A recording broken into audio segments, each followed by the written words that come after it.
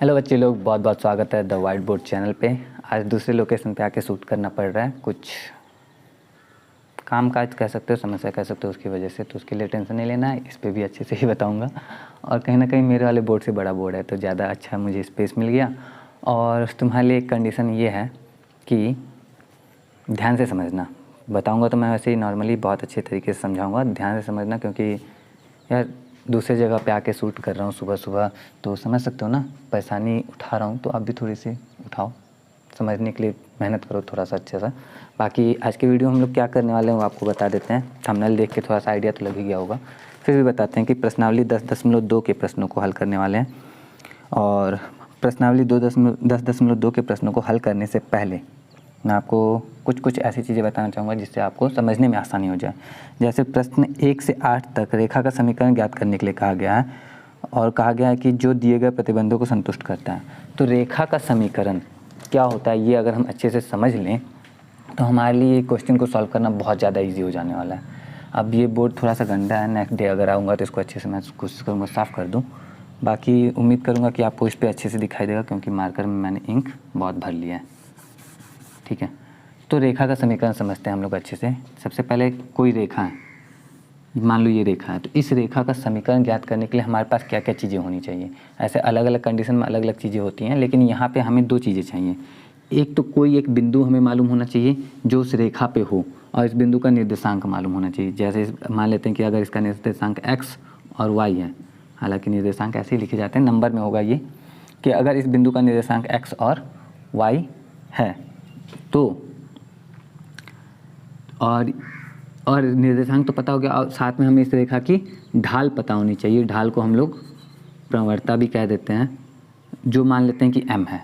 अगर इस रेखा पे कोई बिंदु है जो x y है और इसकी ढाल m है, तो इस रेखा का समीकरण जो होता है वो होता है हमारा y माइनस y1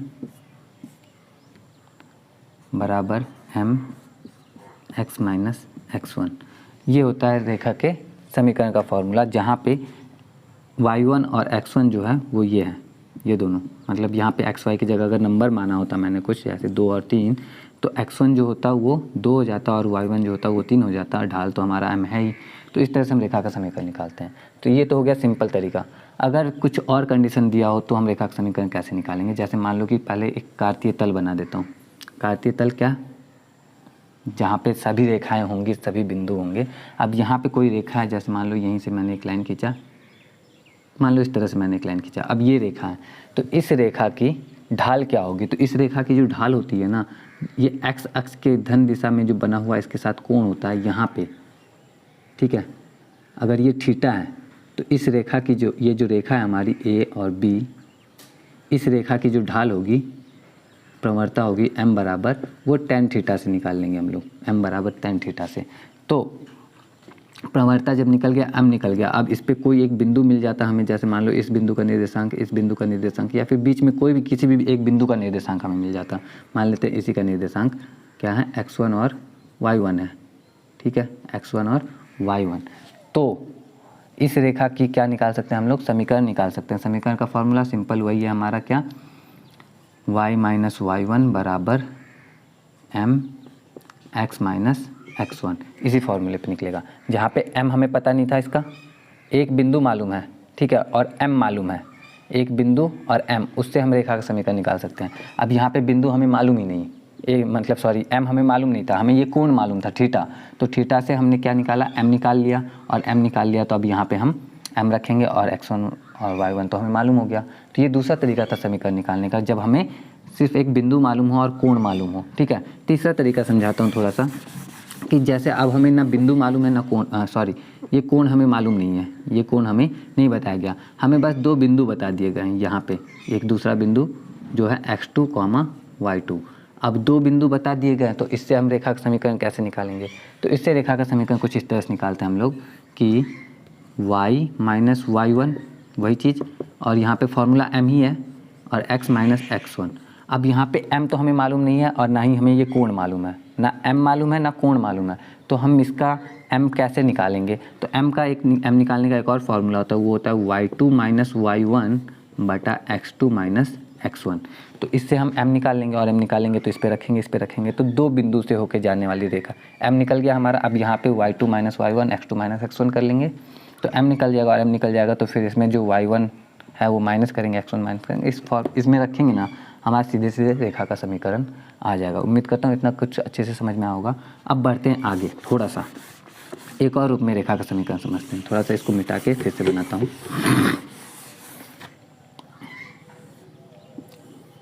कोई रेखा है जो इस तरह से जा रही है। अब इसका एक्स एक्स के साथ यहाँ पे थीटा कोण बना ही रहा होगा डेफिनेटली, लेकिन ये कोण हमें मालूम नहीं है।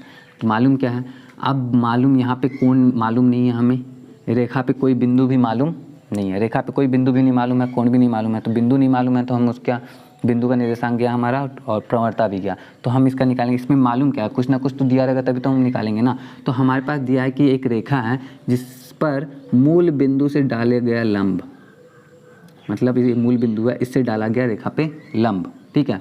इस लंब की लंबाई दी हुई, तो इस लंब की लंबाई को हम लोग p से डिनोट करते हैं। और साथ में लंब की लंबाई के साथ में ये जो लंब है वो x अक्ष के साथ में कोई कोण बना रहा है। अब इस कोण को चूंकि हम लोग थीटा कहते हैं तो इसको थीटा तो कहेंगे नहीं, तो इसको हम लोग मान लो अल्फा कह रहे हैं। तो अब हमें इस रेखा का समीकरण पता करना है जिस पर मूल बिंदु से डाले गए लंब की लंबाई p और लंब द्वारा x अक्ष के साथ बनाया गया कोण जो है वो अल्फा है। तो इस रेखा का समीकरण क्या होगा। अब चूंकि मैंने बताया कि सारे रेखा का समीकरण एक दूसरे से लिंक्ड रहता है, तो आप खुद सोच सकते हो यहाँ पे कि ये बिंदु जो है, ये अल्फ़ा जो है, ये अल्फ़ा है, ये 90 है, ये अल्फ़ा है और ये 90 है। तो और ये कितना होगा ये हम कैलकुलेट कर सकते हैं। तो ये थीटा कितना होगा आप खुद ही बताओ। तो थीटा जो हो जाएगा, थीटा हो जाएगा हमारा 90 प्लस अल्फ़ा। क्यों होगा, क्योंकि ये एक त्रिभुज बन रहा है, ठीक है, और त्रिभुज के 3 कोणों का जो योगफल होता है वो 180 होता है। अब ये दोनों मिलके और ये जो है ये एक सरल रेखा बन रहा है, इन दोनों का जो योगफल होगा वो भी 180 होगा। तो ये वाला हम माइनस कर रहे हैं, इस दोनों इन त्रिभुज वाले में से भी ये माइनस हो रहा है और इस वाले में से भी यही माइनस हो रहा है। तो इन दोनों का जो योगफल होगा वो इसके बराबर होगा। और एक प्रमेय है हमारा कि त्रिभुज के किसी भी त्रिभुज के एक किसी बाह्य कोण का जो योगफल होता है समदूरस्थ दोनों कोणों के योगफल के बराबर होता है। तो इस बेसिस पे हमारा ये 90 प्लस अल्फ़ा आ जाएगा। तो यहाँ से 90 प्लस अल्फ़ा मिलेगा। अल्फ़ा जितना भी हमारा दिया होगा उससे हम इस रेखा की प्रवणता निकाल लेंगे और प्रवणता निकालने के बाद चूँकि हम यहाँ से यहाँ की दूरी जान रहे हैं, ठीक है, और ये कर्ण हो जाएगा, तो यहाँ की दूरी निकालना हमारे लिए आसान हो जाएगा। तो इतनी सारी दूरियाँ ना निकाल के, इतना सारा मेहनत ना करके हम एक डायरेक्ट फार्मूला यूज़ करते हैं इस रेखा के समीकरण का। वो होता है हमारा x cos alpha plus y sign alpha बराबर p, और इस फॉर्मूले पे रख के हम लोग इसका इस रेखा का समीकरण निकाल सकते हैं। तो ये हो गया हमारा शायद तीसरा ही तरीका हो गया कि ये तीसरा तरीका हो गया कि कैसे हम लोग इस रेखा की वो समीकरण निकालेंगे जब इस रेखा के बारे में हमारे पास ज़्यादा डिटेल ना दिया, बस ये दिया है कि इसकी मूल बिंदु से दूरी p है और इसके मूल बिंदु से डाले गए लंब की लंबाई p है और उस लंब का x अक्ष के साथ बना हुआ कोण अल्फ़ा है। तब अब आते हैं थोड़ा अगले पड़ाव की तरफ कि अगला हमारा क्या है सॉल्व करने के लिए, कि जैसे कोई रेखा है और इसके बारे में, ये रेखा, इसके बारे में हमारे पास क्या दिया हुआ है, इसके बारे में हमारे पास बिंदु नहीं दिए हुए हैं, ठीक है, बिंदु नहीं दिया हुआ है और इस रेखा की ढाल भी नहीं दी हुई है, मूल बिंदु से दूरी भी नहीं दी हुई है और मूल बिंदु से दूरी नहीं दी हुई है तो उस लंब के मूल बिंदु से लंबिक दूरी जो है वो नहीं दी हुई है। तो लंबिक दूरी जब नहीं दी हुई है तो उस लंब के एक्स एक्स के साथ बना हुआ कोण भी नहीं दिया हुआ है। तो इसमें दिया क्या हुआ है, तो इसमें बस दिया ये हुआ है कि ये जो रेखा है वो ये y अक्ष और x अक्ष को अंतःखंडों में काटती है। तो अंतःखंडों में कहाँ काटती है, तो ये x अक्ष को a, मतलब यहाँ से यहाँ तक जो है वो a अंतःखंड में और इसको जो है a, और इसको b अंतःखंड में काट रही है। किसमें, ये x अक्ष को a अंतःखंड a पर काटती है और y अक्ष को b पर काटती है। तो इस बिंदु का जो निर्देशांक होगा वो क्या निकलेगा, क्योंकि हम जान रहे हैं बिंदु कौन सा है हमारा, ये बिंदु है हमारा एक्स अक्ष पे बिंदु है। तो एक्स अक्ष पे कोई बिंदु रहता है तो उसका y निर्देशांक तो 0 हो जाता है। तो इस बिंदु का जो निर्देशांक होगा, चूँकि यहाँ से यहाँ तक की दूरी a है तो इस बिंदु का निर्देशांक a,0 हो जाएगा, कोई दिक्कत वाली बात नहीं। और इस बिंदु का निर्देशांक 0,b हो जाएगा, क्योंकि y अक्ष पे कोई बिंदु रहता है तो उसका x निर्देशांक 0 होता है और b दूरी b है तो b हो जाएगा। अब देखो हमारे पास क्या थे, अंतःखंड थे और अंतःखंड से हम कहाँ पहुँच गए, अंतःखंड से हम पहुँच गए बिंदुओं पे। तो जब दो बिंदु हमें मालूम है, तो दो बिंदु जब किसी भी रेखा के ऊपर दो बिंदु हमें पता चल जाए तो उसका समीकरण हम कैसे निकालते हैं, सिंपल हमें वही वाला फॉर्मूला यूज़ करते हैं, y माइनस y1 बराबर y2 माइनस y1 बटा x2 माइनस x1 और यहाँ पे ब्रैकेट में x माइनस x1। ठीक है, अब ये समझो कि y तो हमें मालूम है कि y रहा है, लेकिन y1 किसके मानेंगे, तो अगर हम y1 इसको मानते हैं, sorry x1 x2 y1 sorry x1 y1 और x2 y2, तो y1 हमारा 0। कुछ तकनीकी खराबी होने की वजह से यहाँ से पूरा अंधेरा अंधेरा वाला रिकॉर्ड हुआ है, आज थोड़ा बहुत दिखाई दे रहा है, तो अगर देख पा रहे हो तो ठीक है, नहीं तो यहाँ से 13 मिनट पे जंप कर लो, वहाँ से फिर अच्छे से आपको दिखाई देगा। 0 हो जाएगा तो y माइनस 0। ठीक है, अब y2 माइनस y1, तो y2 b है, y1 0 है, तो b में से 0 गया b बटा में x2 माइनस x1, तो x2 हमारा 0 है और x1 हमारा a है, तो 0 माइनस a यानी कि माइनस a, और इधर x माइनस x1, तो x माइनस x1 क्या था a, तो a लिख देते हैं। अब इसको सॉल्व करते हैं और हमारा समीकरण, तो समीकरण वही है हमारा, ठीक है, लेकिन इस समीकरण से हम एक नए फॉर्मूले पे पहुंचने वाले हैं, वही फार्मूला बताएंगे ताकि फार्मूला याद ना भी रहे, तो इस पे रख के आप लोग काम कर सकते हो अपना। तो y बराबर माइनस बी बाई ए और x माइनस ए ही है, तो एक काम करते हैं a को इधर भेज देते हैं, तो y a बराबर minus B into X minus A, तो y a बराबर माइनस बी एक्स और प्लस ए बी। अब बी एक्स माइनस में इधर आके प्लस में हो जाएगा, तो Y A plus B X बराबर ए बी। ये आया हमारा रेखा का समीकरण। इसको थोड़ा सा चेंज करते हैं, क्या ए बी से अगर हम भाग दे दें, तो ए बी से भाग दे दें तो हमें मिलेगा वाई ए बटा a b plus B x बटा ए बी बराबर ए बी बटा ए बी। तो ए बी से ए बी हमारा कैंसिल हो गया और यहाँ पे बी से बी कट गया, ए से ए कट गया, बचा क्या हमारा x by a plus y by b बराबर 1। ये फार्मूला हो। अब ये जो आया हमारा रेखा का समीकरण का फार्मूला है, कौन सी रेखा का समीकरण का फार्मूला है, उस रेखा के समीकरण का फार्मूला है जो a और b अंतःखंड पे काट रही है। किस पे, a और b। तो हम क्या करते हैं, इतना पूरा प्रोसेस नहीं करते हम लोग। जब हमें अंतःखंड का मालूम हो, क्या है कि जब कोई रेखा किसी x अक्ष को और y अक्ष को a और b अंतःखंडों पर काटे, तो हम उसके लिए ना इतना तामझाम वाला फार्मूला, ये चूंकि लिंक्ड सारा फार्मूला एक दूसरे से लिंक्ड है, लेकिन इस वाले फार्मूले को ना यूज़ करके इस वाले फार्मूले को यूज़ करते हैं, हमारा जल्दी आता है। कि एग्जांपल के लिए अगर मैं बोलूँ कि कोई रेखा खंड, अभी क्वेश्चन आएंगे तो क्वेश्चन में एग्जांपल दिखाऊंगा तो समझ में आ जाएगा। इस फॉर्मूले को बस याद रखना कि जब अंतःखंड के रूप में रेखा का समीकरण निकालना हो तो x by a plus y by b बराबर 1 रखेंगे, हमारा क्वेश्चन सॉल्व हो जाएगा। तो अब हम लोग आते हैं इतना सब कुछ समझने के बाद, बाकी और भी कुछ हैं बचे हुए, लेकिन आगे बढ़ेंगे तो समझ, क्योंकि सब कुछ एक ही बारे में समझा दूंगा तो दिक्कत हो जा सकती है। तो हम लोग क्वेश्चन पे आते हैं, क्वेश्चन से समझने की कोशिश करते हैं और साथ में ये भी देख लेता हूँ कि रिकॉर्डिंग रुकी तो नहीं। डैम, वो तो अच्छा हुआ जाके देख लिया, नहीं तो पूरा वीडियो ऐसे ही रिकॉर्ड हो जाता। कोई बात नहीं, दिखाई दे रहा था आप लोगों को अच्छे से दिखाई दिया होगा, ध्यान से देखने पे दिखेगा, बाकी नहीं भी दिखा तो कोई बात नहीं, अभी से दिखेगा, देखना ध्यान से। पहला क्वेश्चन क्या है हमारा, तो पहला क्वेश्चन है हमारा कि x और y अक्षों के समीकरण लिखिए। x और y अक्ष के समीकरण, x और y अक्ष का समीकरण क्या होता है, जैसे मान लो, मानना क्या, सिंपल देखो, ये कार्तीय तल हमने बना लिया, जहाँ पे ये वाला जो होता है वो x अक्ष होता है और ये वाला जो होता है वो y अक्ष होता है। तो इसका समीकरण क्या, हम जानते हैं किसी भी x अक्ष पे कोई भी बिंदु अगर हम लेते हैं, पहले x अक्ष का समीकरण देखते हैं। तो x अक्ष पे कोई भी बिंदु अगर हम ले लें तो उस बिंदु पे x निर्देशांक तो कुछ ना कुछ होगा, लेकिन y निर्देशांक क्या होगा, वो 0 होगा। x निर्देशांक कुछ ना कुछ होगा लेकिन y निर्देशांक 0 होगा, तो x निर्देशांक कुछ ना कुछ है तो उसको हम x ही मान लेते हैं थोड़ी देर के लिए समझने के लिए। अब x अक्ष का चूँकि एक बिंदु हमें मिल गया, किसी भी रेखा का समीकरण निकालने के लिए हमें क्या चाहिए, बिंदु और ढाल। x अक्ष का ढाल क्या होगा, तो ढाल हम किसे कहते हैं, तो ढाल हम उसे कहते हैं, जैसे ये रेखा है कोई, वो x अक्ष की धन दिशा से कौन सा कोण बना रहा है, कितने डिग्री का कोण बना रहा है, और उसी को हम लोग, उसी कोण को अगर वो थीटा कोण बनाए तो m बराबर tan थीटा रख देते हैं। तो चूंकि ये x अक्ष के साथ कितने डिग्री का कोण बना पाएगा, तो x अक्ष अपने ही साथ मतलब कितने डिग्री का कोण तो बनेगा नहीं, 0 डिग्री का कोण बन जाएगा, सीधे सीधे समझो। तो थीटा हमारे लिए हो जाएगा क्या, 0, तो थीटा 0 हो जाएगा, तो m बराबर tan थीटा यानी कि tan 0, तो tan 0 का वैल्यू होता है 0, तो m बराबर हो गया 0। तो हमें एक बिंदु मालूम हो गया और हमें m मालूम हो गया जो कि 0 है, ढाल मालूम हो गया 0 है। तो अब इसका फॉर्मूला क्या होता है, फॉर्मूला होता है हमारा y माइनस y1 बराबर m x माइनस x1। ठीक, तो y माइनस y1 यानी कि y में से y1 घटा दो तो ये बचेगा हमारा y1 तो 0 ही है, ख़त्म। और m 0 है तो x में से हम x1 घटाओ तो x माइनस x1 लिख दो, क्योंकि x यही है तो कुछ भी हो 0 से गुना होने के बाद तो 0 हो जाएगा, तो बचेगा y बराबर 0। तो कंक्लूज़न क्या है, कंक्लूज़न बस ये आया कि x अक्ष का समीकरण y बराबर 0। ऐसे मैं डायरेक्ट बता देता, 10th में डायरेक्ट ही बताया जाता है बच्चों को कि x अक्ष का समीकरण y बराबर 0 और y अक्ष का समीकरण x बराबर 0। तो अब y अक्ष का समीकरण कितना होगा वो हमें कैलकुलेट नहीं करना पड़ेगा, वो भी x बराबर 0 हो जाएगा।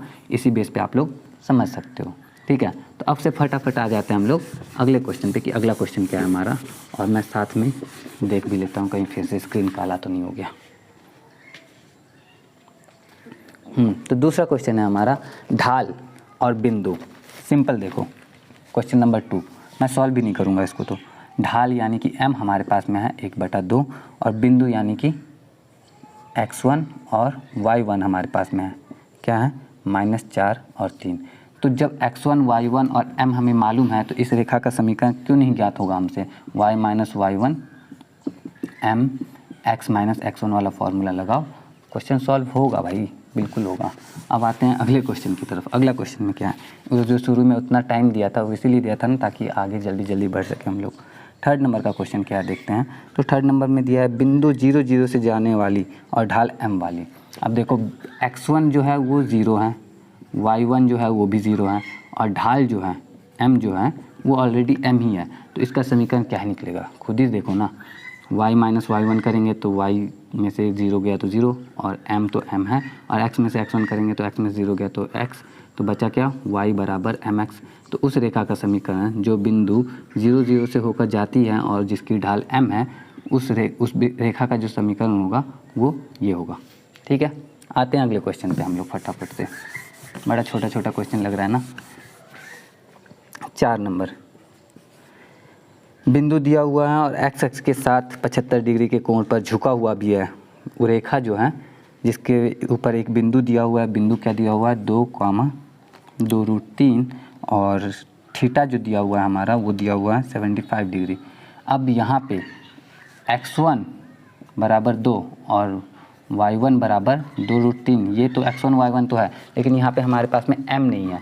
m का फॉर्मूला होता है m बराबर tan थीटा, m बराबर tan थीटा। अब tan थीटा थीटा की जगह 75 रख देते हैं तो tan 75 tan 75 डिग्री। अब tan 75 डिग्री की वैल्यू डायरेक्ट तो आप लोग निकालोगे नहीं, तो यहाँ पे आप 10th वाला वो ट्रिक यूज़ कर सकते हो। 75 को लिख सकते हो tan 45 + 30, यहाँ पे आ जाएगा tan a + b का formula tan a + tan b by 1 minus tan a × tan b, ठीक है। अब यहाँ पे tan 45 का वैल्यू 1 होता है और tan 30 का जो वैल्यू होता है वो होता है 1/√3। 1 माइनस tan 45 का वैल्यू 1 और tan 30 का वैल्यू फिर से 1/√3। इसको कैलकुलेट करते हैं तो √3 + 1/√3 - 1। अब इतना आ गया है, जब इतना आने के बाद हम इसको क्या करते हैं प्रमेयीकरण कर देते हैं। तो √3 + 1/√3 + 1, तो ऊपर हो गया हमारा 3 + 1 + 2√3 बटा 3 में से 1 गया 2। अब आया हमारे पास में 4 + 2√3 बटा 2, काटेंगे इसको अच्छे से तो बचेगा हमारे पास में 2 + √3। तो हमारे पास x1 है, y1 है और m जो है वो भी हमें मिल चुका है 2 + √3। तो x1 हो, y1 हो और m भी मालूम हो तो हम लोग का रेखा का समीकरण क्या होगा, सिंपल सा समीकरण y माइनस y1 बराबर m × x माइनस x1। कोई दिक्कत वाली बात नहीं, हो जाएगा मेरे ख्याल से ये भी। आगे तो आगे कर लो फटाफट से, और आते हैं हम लोग फटाफट अगले क्वेश्चन की तरफ। अगला क्वेश्चन क्या है हमारा, देखना तो शुरू हो गया होगा, तब तक पढ़ भी लिए होगे कुछ ना कुछ। हम देखते हैं, हम पढ़ते हैं 5 नंबर का क्वेश्चन। मूल बिंदु के बाईं ओर x अक्ष को 3 इकाई दूरी पर प्रतिच्छेद करने तथा ढाल -2 वाली। देखो 5 नंबर क्वेश्चन, मूल बिंदु के बाईं ओर बोला गया है। मूल बिंदु यहाँ और इसके बाईं ओर x अक्ष को 3 इकाई दूरी पर, 1 इकाई 2 इकाई और 3 इकाई दूरी पर, यानी इस बिंदु पर प्रतिच्छेद करने वाले। तो रेखा जो है और इस बिंदु पे प्रतिच्छेद ऐसे ऐसे कैसे भी हो सकता है, मैं ऐसे बना रहा हूँ बस यहाँ पे। तो इस बिंदु पे प्रतिच्छेद करें तो इस बिंदु का निर्देशांक निकालने की कोशिश करोगे तो क्या आएगा, तो इस बिंदु का निर्देशांक चूंकि मूल बिंदु के बाईं ओर है और x अक्ष पे 3 इकाई दूर है, तो इस बिंदु का जो x अक्ष से 3 इकाई दूरी पे है तो इस बिंदु का निर्देशांक तो 3 होगा, लेकिन माइनस में होगा क्योंकि मूल बिंदु से बाईं ओर है, तो -3 और y निर्देशांक इसका होगा 0, तो -3, 0। और इस रेखा की जो ढाल है वो दी हुई है हमारे पास में माइनस, यहाँ पे देखो ढाल जो है -2 लिखा हुआ है, 2 लिखा हुआ क्लियर नहीं हो पा रहा, लेकिन मैं -2 ही समझूंगा इसको। तो ढाल यानी कि m जो है वो -2 है, ठीक है। तो अब देखो इस बिंदु के लिए कि x1 बराबर -3, y1 बराबर 0 और m बराबर -2। इसके हिसाब से आप फिर से वही फार्मूला है y माइनस y1 बराबर m into x minus x1 वाला फार्मूला लगाओ, आपका सॉल्व होगा। बाई चांस इसमें अगर आंसर ना मैच करे ना तो ढाल को +2 भी रख के देख लेना, क्योंकि यहाँ पे बुक में जो है ना ढाल इस तरह से लिखा हुआ है, ढाल अब इस तरह से लिखा हुआ तो कई बार हम इसको डैश भी पढ़ सकते हैं ना, तो ढाल 2 है या फिर ये ढाल -2 है, क्लियर नहीं हो पा रहा मुझे, तो आप लोग देख लेना, कोई ज़्यादा डिफिकल्ट नहीं है, देख लोगे कोई बड़ी बात भी नहीं है। अगले क्वेश्चन पे आते हैं, ठीक है। बड़ी बात होती तो मैं यहीं पे अच्छे से एक्सप्लेन कर देता। क्वेश्चन नंबर 6, क्वेश्चन नंबर 6 में कहा गया है मूल बिंदु से ऊपर y अक्ष को 2 इकाई दूरी पर प्रतिच्छेद करने वाली और x अक्ष की धन की दिशा के साथ 30 डिग्री का कोण बनाने वाली। वाओ, देखो सिंपल, मूल बिंदु किस बार बोला है, ऊपर, y अक्ष पे, y अक्ष से को 2 इकाई दूरी पर, y अक्ष को 1 इकाई 2 इकाई यानी कि यहाँ पे प्रतिच्छेद करने वाली और x अक्ष की धन दिशा के साथ 30 डिग्री का कोण बनाने वाली, और x अक्ष की धन दिशा के साथ 30 डिग्री का कोण बनाने वाली, x अक्ष की धन दिशा के साथ 30 डिग्री का कोण। यहाँ पे 30 डिग्री का कोण कहाँ बन रहा है, ये तो 30 डिग्री का नहीं बन रहा, तो किसी और तरीके से रेखा ये बना होगा हमारा, हाँ इस तरह से बन सकता है, सॉरी इस तरह से, यहाँ पे क्योंकि x अक्ष ये है, इसकी धन दिशा इधर होती है, तो धन दिशा के साथ 30 डिग्री का कोण बना रही है, तो हम जानते हैं कि इधर वाली धन दिशा पे ही कोण जो होता है।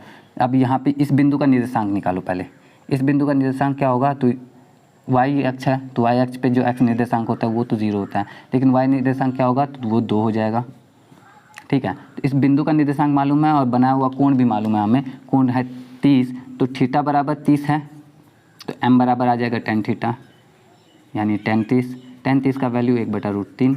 अब इस बिंदु, एक बिंदु का निर्देशांक भी तो दिया हुआ है, तो इस बिंदु के निर्देशांक की वजह से हमें x1 बराबर 0 और y1 बराबर 2 मिला है, तो हमें फिर से x1, y1 और m तीनों मालूम ही है, तो रेखा का समीकरण क्या होगा मुझे बताने की ज़रूरत नहीं है, आप लोग कर लोगे, कब से हम लोग वही समीकरण कर रहे हैं, हर क्वेश्चन में वही समीकरण किया है, तो बताने की ज़रूरत नहीं है, आप लोग कर लोगे। आगे बढ़ते हैं अगले क्वेश्चन की तरफ। अगला क्वेश्चन क्या है हमारा, तो अगला क्वेश्चन है क्वेश्चन नंबर 7, बिंदु इतना, अरे 2 बिंदुओं से होकर जाने वाली रेखा का समीकरण पूछ रहा है। देखो यहाँ पे -1,1 और 2,-4 इन दोनों बिंदुओं से होकर जाने वाली रेखा का समीकरण हमसे पूछा जा रहा है। क्या होगा समीकरण, अरे भाई सिंपल है ना, यहाँ पे देखो x1 बराबर -1 और y1 बराबर 1, x2 बराबर 2 और y2 बराबर -4। अब x1 y1 x2 y2 मालूम हो चुका, हमें तो बस x1 y1 मालूम होता और m मालूम होता तो हम निकाल लेते हैं, लेकिन यहाँ पे m नहीं मालूम है, तो m मालूम करने के बारे में शुरू में ही तो बताया था ना मैंने, m बराबर क्या होता है y2 माइनस y1 बटा x2 माइनस x1। तो इस फॉर्मूले से m निकाल लो पहले, जितना भी आ ही जाएगा, चलो निकाल ही देते हैं।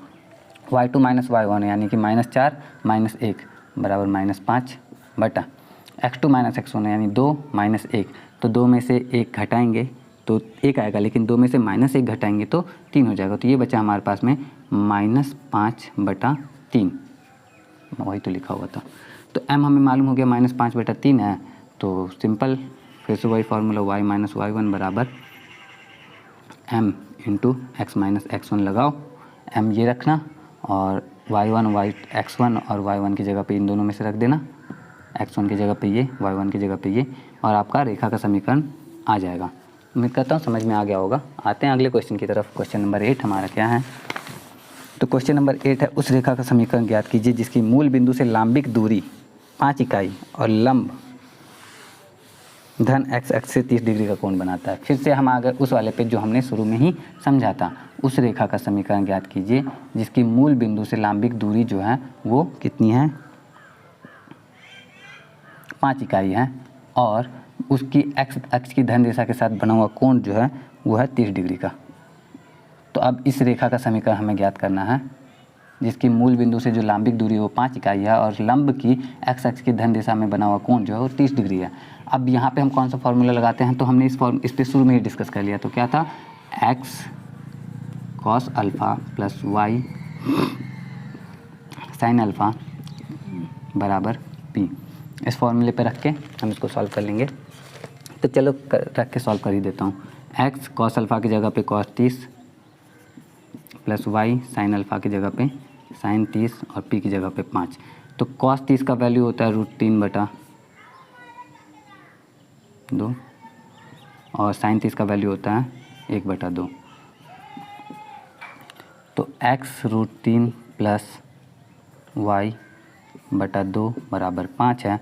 तो x √3 प्लस y बराबर 10, ये हो जाएगा हमारा आंसर। अब 10 को इधर करके माइनस में भी किया जा सकता है, कोई वो नहीं है, लेकिन ये हमारा इस रेखा का समीकरण। ठीक है, अब बढ़ते हैं आगे की ओर। आगे क्या है, क्वेश्चन नंबर हमारा 9। यहाँ पे त्रिभुज दिया गया है और त्रिभुज में बोला गया है त्रिभुज PQR के शीर्ष जो हैं PQ और R हैं, और इनसे जाने वाली शीर्ष R से जाने वाली माध्यिका का समीकरण ज्ञात कीजिए। ध्यान से समझना, बहुत ही मस्त क्वेश्चन है, क्योंकि करना इसमें भी वही सब है, लेकिन थोड़ा सा है ना दिमाग लगाने वाले टाइप में आ जाते हैं हम लोग। कि एक त्रिभुज दिया हुआ है, बड़ा त्रिभुज बनाता हूँ, क्योंकि मैं नोटिस कर रहा हूँ इतने देर से कि छोटा छोटा ही लिख रहा हूँ, मुझे छोटे बोर्ड का आदत था ना, इसलिए। तो P, Q और R, तो ये जो P, Q और R है हमारा, इसके निर्देशांक दिए हुए हैं। इसका निर्देशांक है 2, 1 और फिर Q का निर्देशांक 2 -2,3 और R का निर्देशांक 4,5। अब यहाँ पे मैं थोड़ा सा चेंज करना चाहता हूँ। यहाँ पे मैं रखता हूँ R, यहाँ पे रखता हूँ P और यहाँ पे रखता हूँ Q। ये चेंज मैंने क्यों किया है अब ये बता देता हूँ। पहले निर्देशांक फिर से रख दूँ।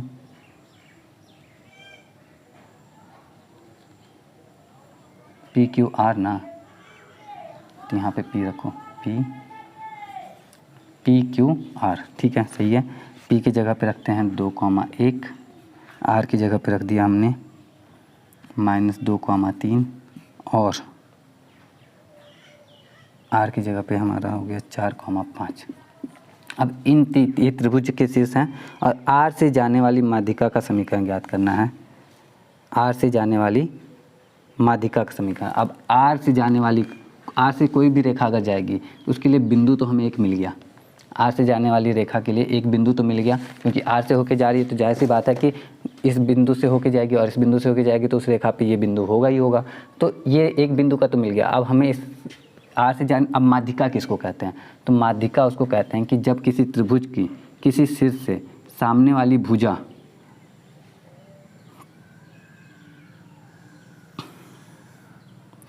भुजा को 2 बराबर भागों में काट दें। किसी त्रिभुज से खींची गई वह रेखाखंड किसी त्रिभुज के एक शीर्ष से खींचा गया वह रेखाखंड जो उस शीर्ष के सामने वाली भुजा को 2 बराबर भागों में विभाजित कर दे, उसको कहते हैं माध्यिका। यानी कि अगर ये जो रेखाखंड हमने खींचा है वो PQ को 2 बराबर भागों में विभाजित कर दे, यानी कि ये और ये दोनों बराबर आ जाए, तो ये वाला जो होगा इन दोनों का क्या हो जाएगा, मध्य बिंदु हो जाएगा। और ये R और इसका नाम PQR ऐसे रख देते हैं। ये S जो है, R और S जो है वो इसकी माध्यिका कहलाएगी। ठीक है, कोई दिक्कत वाली बात नहीं, माध्यिका समझ में आ गया। अब हमें समझना है कि S का निर्देशांक क्या होगा। तो S का निर्देशांक हमें पता करना है, क्योंकि S का निर्देशांक पता चल जाएगा तो ये जो रेखा है माध्यिका का ही हमें क्या पता करना है, माध्यिका का ही समीकरण पता करना है। अब माध्यिका का समीकरण पता करने के लिए, किसी भी रेखा का समीकरण पता करने के लिए हमें क्या मालूम होना चाहिए, हमें एक बिंदु मालूम होना चाहिए, बिंदु मालूम है, और ढाल मालूम होनी चाहिए, ढाल मालूम नहीं है, लांबिक दूरी नहीं मालूम है, अल्फ़ा भी नहीं मालूम है, और अंतःखंड पे काटे का कोण भी नहीं मालूम है। तो हमें कम से कम दूसरा बिंदु पता होना चाहिए। दूसरा बिंदु पता होगा तो M निकाल लेंगे हम लोग।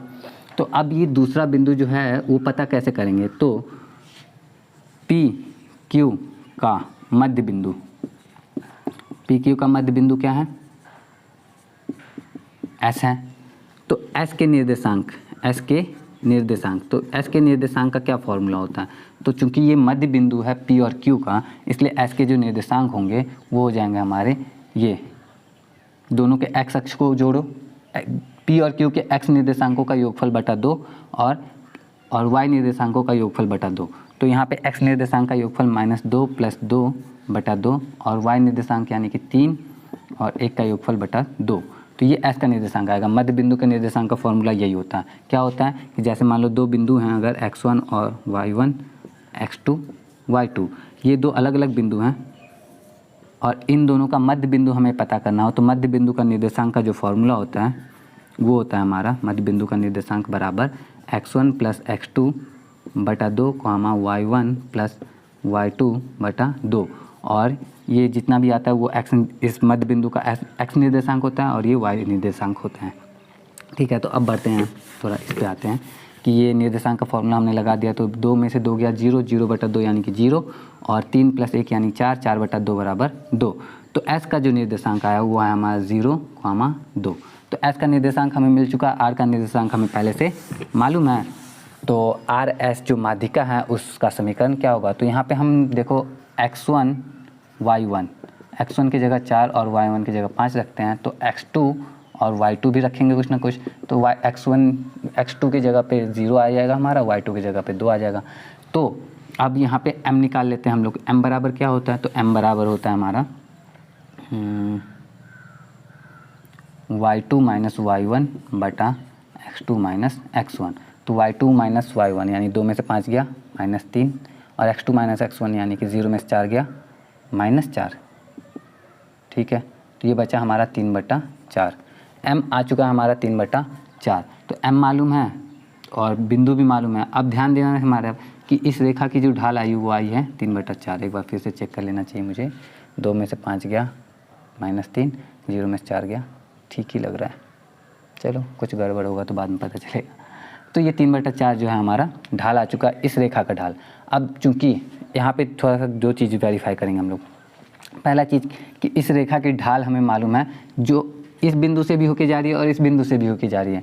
तो हम चाहें तो दोनों बिंदुओं से निकाल के समीकरण हल करने की कोशिश कर सकते हैं। एग्जांपल के लिए कि y - y1 बराबर m × x - x1, ये होता है फॉर्मूला। यहाँ पे x1 और y1 क्या होते हैं, वो बिंदु होते हैं जहाँ से वो रेखा जा रही होती है। तो चूंकि ये रेखा इस बिंदु से भी होके जा रही है और इस बिंदु से भी होके जा रही है, इसलिए यहाँ पे y1 और x1 की जगह पे हम इसके निर्देशांक और इसके निर्देशांक दोनों में से कोई भी रखेंगे तो आंसर हमारा बराबर ही आना चाहिए, क्योंकि समीकरण रेखा का थोड़ी बदल जाएगा। तो चलो हम दोनों रख के देखते हैं कि सच में बराबर आता है क्या। तो y - y1, तो y1 हमारा 5 था तो 5 रखते हैं और m बराबर 3/4 है और x - x1 यानी कि x - x1 की जगह 4 रखते हैं और इसको करके देखते हैं कि हमारा रेखा का समीकरण क्या आता है। तो y - 5 बराबर 4 को भी इधर ही ले आते हैं 3x - 12। तो 4y - 20 बराबर 3x - 12। इसको उधर ही लेके चले जाए तो हमें मिलेगा 4y - 3x - 20 + 12 तो -8 बराबर 0। ये आया हमारा रेखा का समीकरण। ठीक है, इस माध्यिका का समीकरण हमारा इतना आया। इसको इस तरीके से भी लिख सकते हैं 3x - 4y + 8 बराबर 0। माइनस कॉमन लेके जब हम भाग दे देते तब, तो रेखा का समीकरण हमारा इतना आ चुका है। लेकिन अगर हम इस बिंदु की जगह पे ये वाले बिंदु ले तो क्या हमारा इतना आएगा? अगर इतना आ गया तभी सही माना जाएगा। तो चलो इसको भी करके देखते हैं। तो y - y1 की जगह पे हम रखते हैं ये 2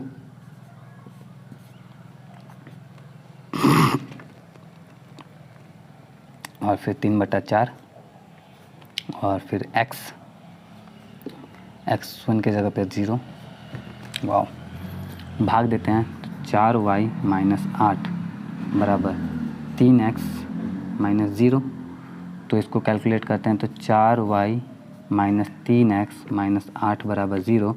जब माइनस कॉमन ले लेते हैं तो 3x - 4y प्लस 8 बराबर 0। तो हम देख पा रहे हैं 3x माइनस 4y प्लस 8 बराबर 0, 3x माइनस 4y प्लस 8 बराबर 0, यानी कि ये जो फॉर्मूला हम लोग सीखते हैं वो बिल्कुल काम करता है। यहाँ पे चेक भी हो गया हमारा, वेरीफाई भी हो गया। तो इस रेखा का जो समीकरण है, इस माध्यिका का जो समीकरण है, आपको एक ही बार करना पड़ेगा। एक बार हमने कर लिया तो ये हमारा काम चल गया। और अब आते हैं हम अगले क्वेश्चन की तरफ और वीडियो भी देख लेते हैं। काफ़ी लंबी वीडियो हो गई है, लेकिन कोई बात नहीं, आगे बढ़ते हैं। अगला क्वेश्चन क्या है हमारा? तो अगला क्वेश्चन हमारा क्या है?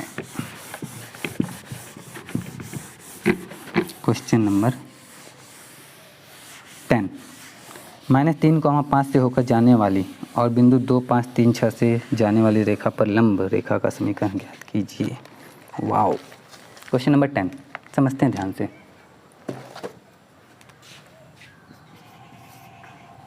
यहाँ पे एक बिंदु दिया हुआ है जिसका नाम है -3,5 बिंदु का नाम नहीं है, बस निर्देशांक है। तो इससे होकर जाने वाली और बिंदु 2, 5 और 3, 6 से जाने वाली रेखा पर लंब रेखा का समीकरण ज्ञात कीजिए। तो एक रेखा का समीकरण ज्ञात करना है जो इस बिंदु से होकर तो जाता है, लेकिन ये लंब है।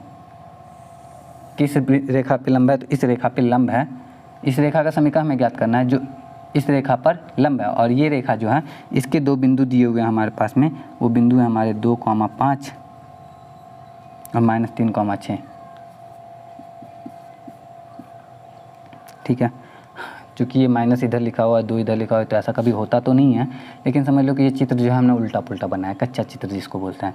तो हमें क्या करना है? इस रेखा का समीकरण ज्ञात करना है जो इन दोनों बिंदुओं से होकर जाने वाली रेखा पर लंब है। बहुत बढ़िया, चलो पता करें। कैसे पता कर सकते हैं हम लोग? समझना ध्यान से।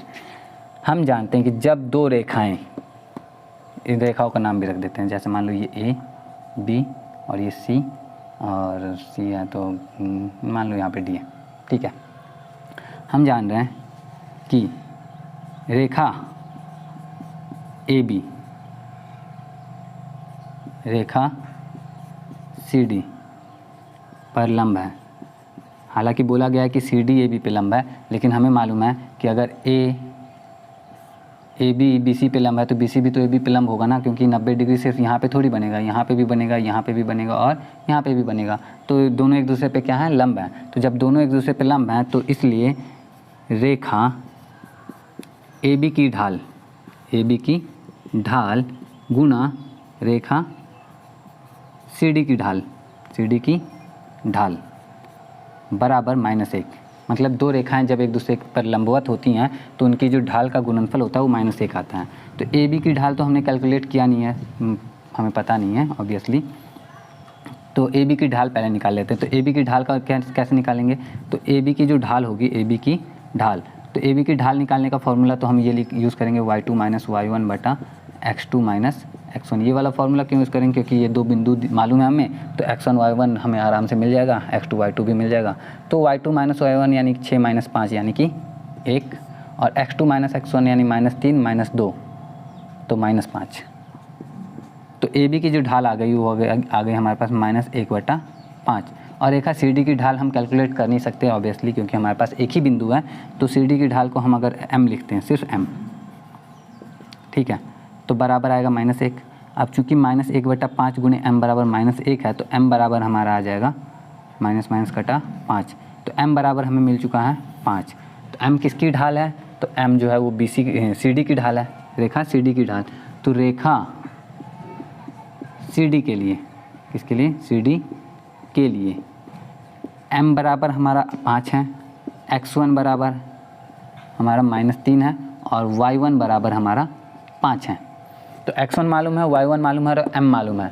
तो रेखा CD का जो वो है समीकरण क्या होगा? तो बताना पड़ेगा, कर लोगे? मेरे ख्याल से कर ही लोगे, डेफिनेटली नहीं कर पाते। चलो लास्ट क्वेश्चन समझते हैं कि लास्ट क्वेश्चन है तो मैं पूरा करता हूँ। y माइनस y1 बराबर m into x minus x1। y में से y1 घटाना है यानी कि -5 बराबर m यानी कि 5, x माइनस x1 यानी कि x माइनस -3 यानी +3। तो y माइनस 5 बराबर 5x + 15, और हमें मिला 15 उधर जाके 20 हो जाएगा, तो y माइनस 5x माइनस 20 बराबर 0 या 5x माइनस वाई प्लस 20 बराबर 0, दोनों में से जो भी लिखना चाहो, दोनों का दोनों हमारा क्या है समीकरण, और यही हमारा आंसर भी है। तो मैं उम्मीद करता हूँ कि आपको सब कुछ अच्छे से समझ में आया होगा। बीच में थोड़ा सा डार्क हो गया था स्क्रीन, लेकिन दिखाई दे रहा था, तो नहीं भी दिखाई दे रहा था तो कोई बात नहीं, बाकी चीज़ें आपको अच्छे से समझ में आई होंगी। तो आज की वीडियो के लिए इतना ही रहने देते हैं। वीडियो अच्छा लगा हो तो लाइक कर देना वीडियो को, और हर सैटरडे को वीडियो आ रही है तो देख लेना, मन करे तो सब्सक्राइब भी कर लेना अगर काम का लगे तो। बाकी कोई बात नहीं, मैं मिलता हूँ आपसे नेक्स्ट वीडियो में। जय हिंद।